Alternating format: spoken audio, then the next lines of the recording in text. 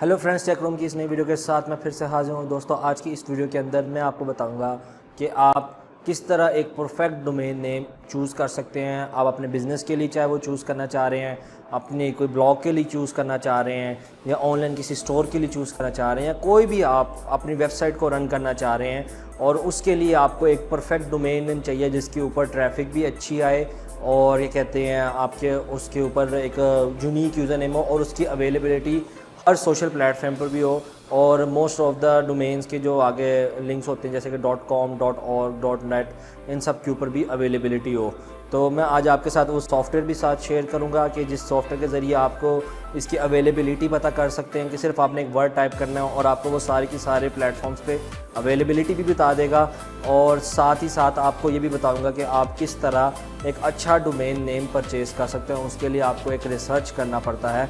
तो इस वीडियो को आप लास्ट तक देखिएगा और मैं आपको बताऊंगा कि आप किस तरह एक अच्छा और परफेक्ट डोमेन नेम परचेज़ कर सकते हैं। तो आइए आज की वीडियो को हम फिर शुरू कर लेते हैं।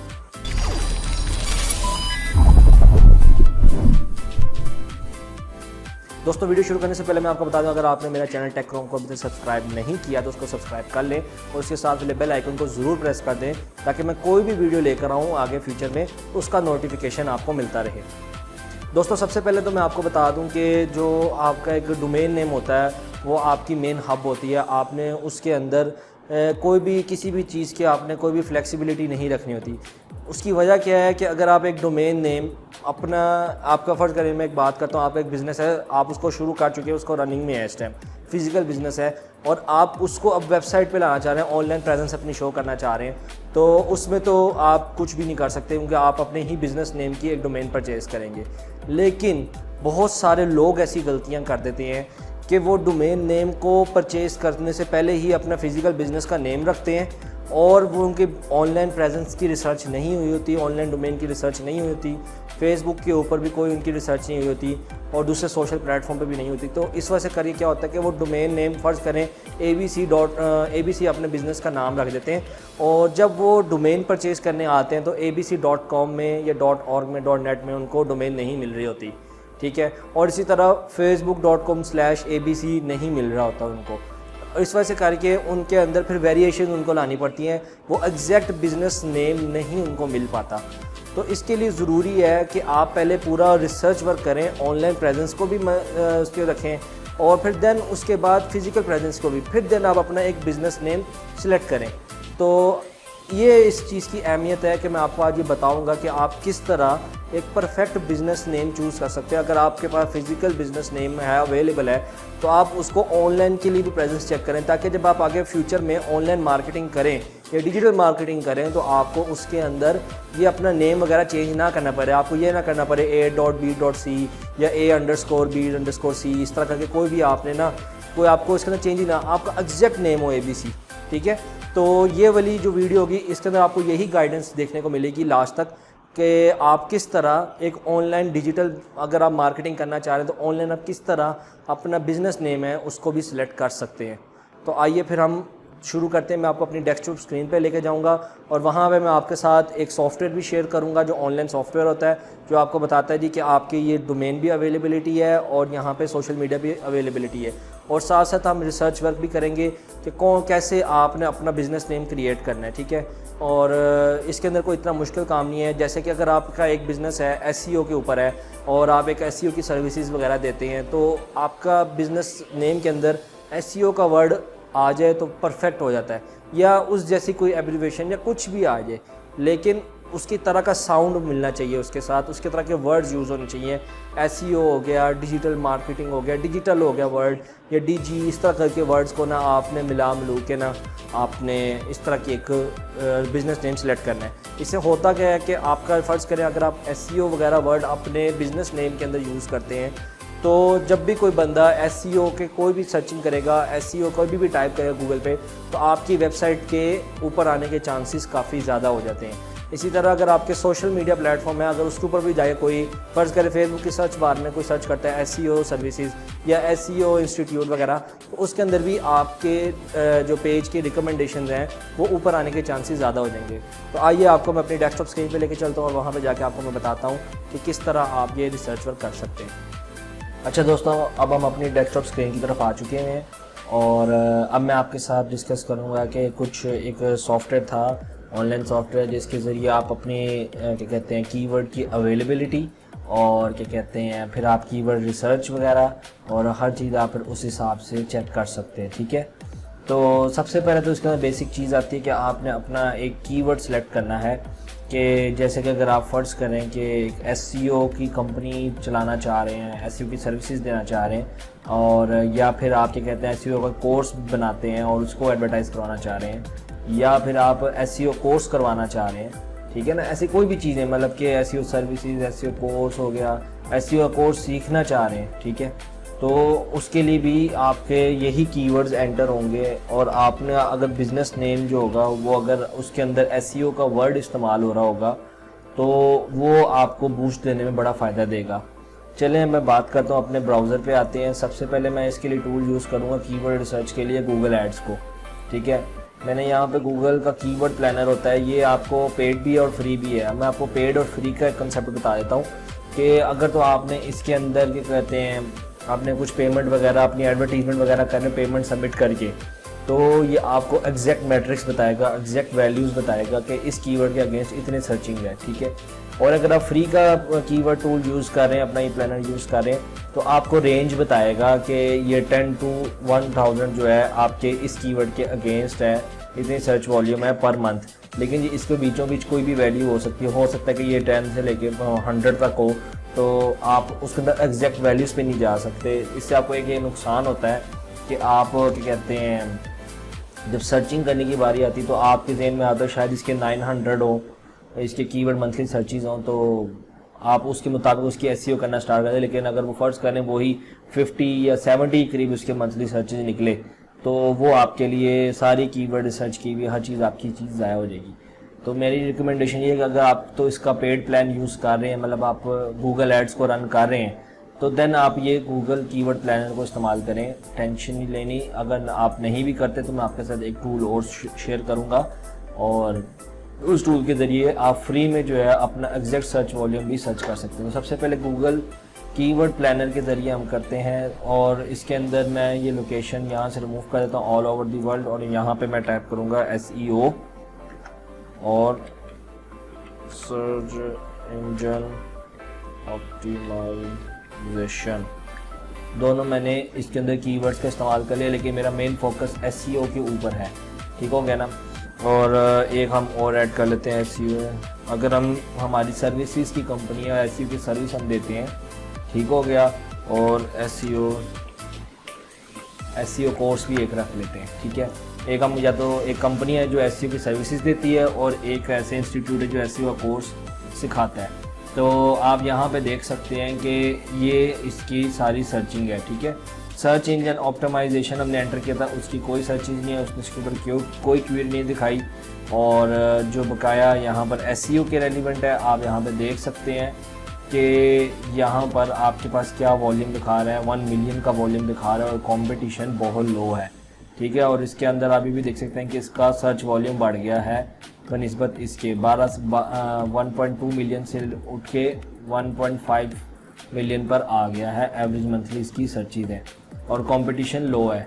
SEO सर्विस और SEO कोर्स, इन दोनों के जो है वो कंपटीशन हाई हैं, मतलब मीडियम के ऊपर है, लेकिन आपने मीडियम वाले के ऊपर नहीं जाना, आपने कोशिश करनी है कि आप लो कंपटीशन पे ही रहें। ठीक हो गया, तो आपने कंपटीशन को यहाँ पे ये हाई हो जाएगा, इसको दोबारा क्लिक करेंगे तो लो कंपटीशन वाले आपके पास आ जाएंगे। ठीक है, तो अब आपके सामने सारे के सारे कीवर्ड्स जो हैं वो लो कंपटीशन के हैं, लेकिन आपने इनमें से वही निकालना है जो आपके फ़ायदे के लिए है। ठीक है, अब ये बहुत ज़्यादा हम एडवांस लेवल पे चले जाएंगे। अभी के लिए हम नहीं कहेंगे कि हम कोई आर्टिकल नहीं लिख रहे, कुछ इसमें कुछ पब्लिश नहीं करना चाह रहे, हम सिर्फ एक डोमेन नेम सेलेक्ट करना चाह रहे हैं।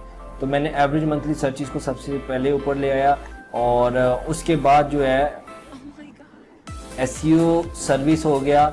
अब SEO सर्विस जो है एक कीवर्ड है जिसकी 40,000 मंथली सर्चेज हैं, चाहे इसका कंपटीशन मीडियम है, लेकिन क्योंकि हम इसको आर्टिकल में यूज़ नहीं कर रहे, इसको अपने डोमेन नेम में इस्तेमाल करेंगे, तो ये उस तरह हमें बड़ा फ़ायदा दे सकता है। SEO सर्विस हो गया और SEO आपके कोर्स हो गया या कुछ भी आप, ठीक है।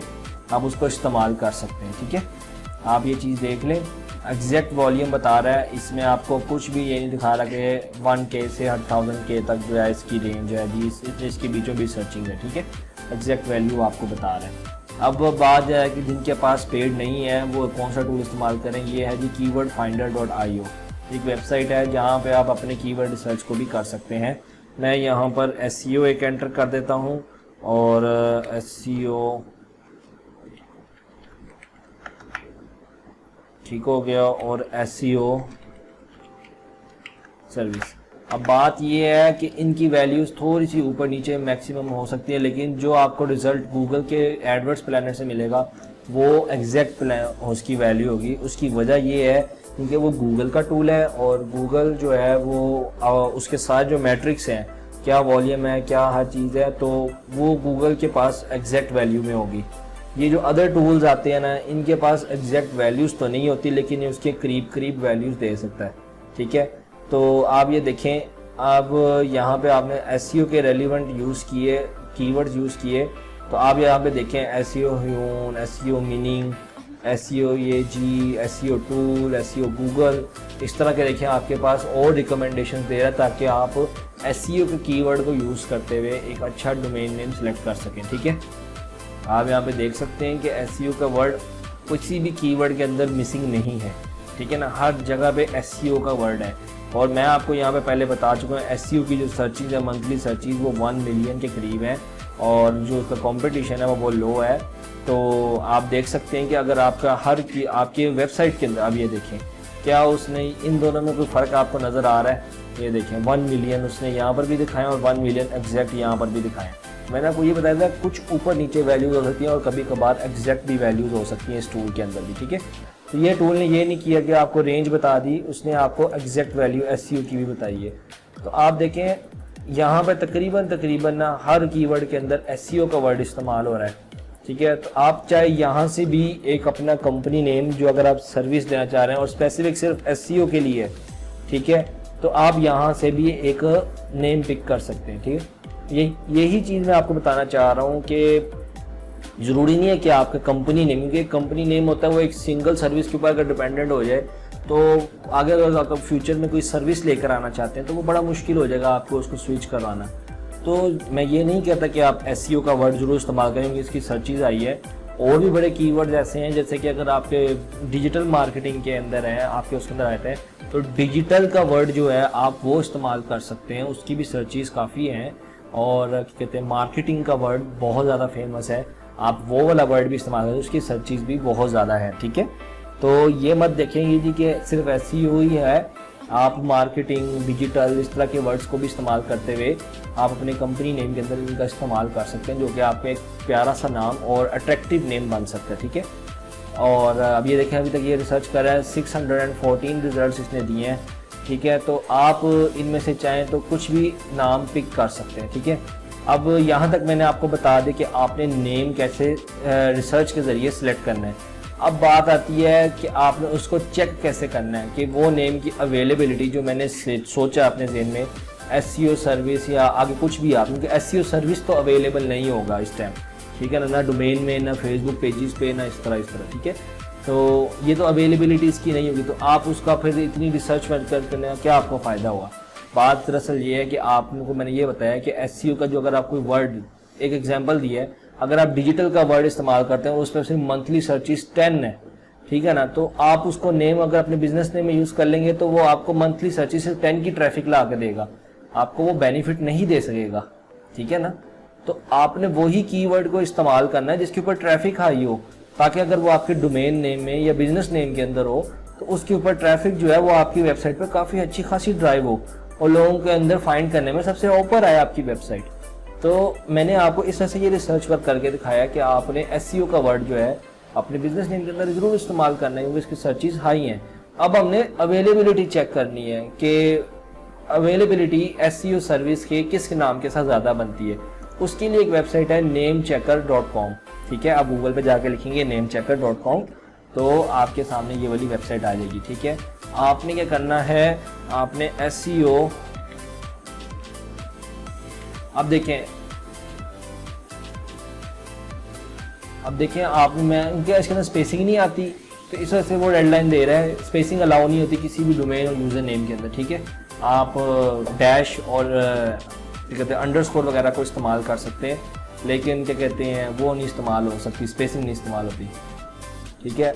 और अब हमने SEO सर्विस को लिखा और एंटर करते हैं, तो ये देखेंगे यहाँ पे ना सर्च करने लग जाएगा कि कहाँ पे ये वाला नेम अवेलेबल है। कभी कभार हो सकता है कि ये आपको सर्चिंग पे ही लगा रहे और आपको एरर दे, तो उस सूरत में आपने इस पेज को फिर से रीलोड करना है और आपने फिर से नेम को सर्च करना है। तो आप ये देख सकते हैं कि उसने अभी तक रिजल्ट दिखा दिया। SEO सर्विस के अगेंस्ट .com में डोमेन अवेलेबल नहीं है, गिटहब पे भी नहीं है, अबाउट में भी नहीं है, IO में भी डोमेन में अवेलेबल नहीं, टम्बलर पे अवेलेबल है, मीटअप पे अवेलेबल है, ये वीमो पे और फोरस्क्वेयर पे अवेलेबल है बकाया, इन सारी ऐप्स पे नॉट अवेलेबल, ठीक है। तो आप यहाँ पे देख सकते हैं कि ये ऐप आपको गाइड कर रही है कि आप इस वाले कीवर्ड को या इस वाले वर्ड को नहीं इस्तेमाल कर सकते, आपके पास इसकी अवेलेबिलिटी नहीं है इस वक्त, ठीक है। और ना ही आप वर्डप्रेस ब्लॉगर किसी भी जगह पर इस्तेमाल नहीं कर सकते, ठीक हो गया। तो अब हम इसके आगे SEO सर्विस, मैं फॉर एग्जांपल मैं कुछ भी वर्ड को इस्तेमाल कर दूँ ताकि मैं आपको दिखा दूँ कि इस पर जब ओके का निशान आता है तो कैसे आता है। बाय मेनिया कर देता हूँ या कुछ भी, आपको जो भी आपने बिजनेस नेम, असल में ये जो वर्ड है ना SEO सर्विस का, SEO के ऊपर भी अच्छी खासी सर्चिज थी और सर्विस के ऊपर भी थी सर्चिज अच्छी खासी। तो आप देख सकते हैं कि SEO सर्विस का वर्ड मैंने शुरू में इस्तेमाल भी किया और आगे मैं अपना कुछ भी आगे वर्ड को इस्तेमाल कर सकता हूँ ताकि वो जो चीज़ है आपके क्या कहते हैं आपका अवेलेबिलिटी उसकी ओके हो जाए। अब आप देख सकते हैं .com में अवेलेबल है, फेसबुक पे, ट्विटर इस वजह से अलाउ नहीं कर रहा क्योंकि ये वर्ड्स ज़्यादा हो गए, 9 से ज़्यादा करैक्टर जो होता है वो अलाउ नहीं करता ट्विटर को, इस वजह से आप ट्विटर पे नहीं बना सकते ये वाला अकाउंट। बकाया आप यहाँ पे देख सकते हैं कि तकरीबन सारे के सारे जितने चैनल्स हैं ना जो मोस्टली यूज़ होते हैं सोशल मीडिया और वेबसाइट्स, सब पे ये वाला वर्ड अवेलेबल है और आप इसे रजिस्टर कर सकते हैं इजीली, ठीक है। तो ये एक अच्छा तरीका था कि आप अपने डिजिटल प्रेजेंस के अंदर अपने बिजनेस नेम को कैसे सेलेक्ट कर सकते हैं, क्योंकि ये मैं आपको पहले बता चुका हूँ कि अगर आपका बिजनेस नेम आप सेलेक्ट कर लेते हैं फिजिकल बिजनेस नेम के ऊपर और बाद में जब ऑनलाइन बिजनेस पे आते हैं और आप उस टाइम आप देखते हैं जी कि SEO सर्विस आपकी फिजिकल फर्ज करें बिजनेस का नेम था और आप अब ऑनलाइन प्रोफाइल्स बनाने पर हैं, तो ना ही वो आपके पास फेसबुक में अवेलेबल था, ना यूट्यूब में अवेलेबल था और दूसरे अदर प्लेटफॉर्म में भी नहीं था, ना डोमेन थी .com की हाई लेवल जो डोमेन्स होती हैं। तो इस वजह से ये रिसर्च वर्क बहुत ज़्यादा ज़रूरी है आपके लिए कि आप एक अच्छा बिजनेस नेम सेलेक्ट करें। मुझे लगता है कि आपको ये वीडियो, आज की वीडियो पसंद आई होगी। इस वीडियो को लाइक कीजिए, शेयर कीजिए।